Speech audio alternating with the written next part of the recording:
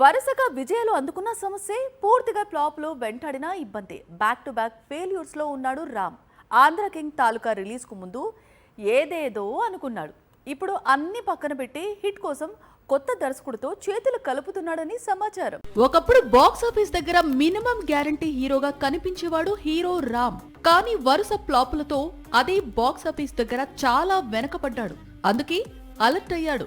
ప్రస్తుతం తమిళ దర్శకుడితో story discussions జరుపుతున్నాడట.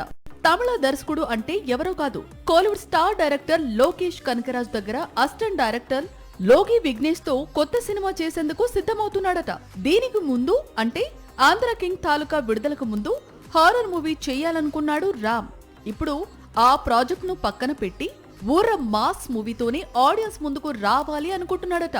సాక్షి TV ప్రసారాలను నిలిపివేయడం చట్టరీత్యా నేరం. సాక్షి టీవీ ప్రసారాల కోసం మీ స్థానిక కేబుల్ ఆపరేటర్ను వెంటనే సంప్రదించండి. డిటిహెచ్లో, ఇంటర్నెట్లో కూడా సాక్షి టీవీ ప్రసారాలను వీక్షించవచ్చు.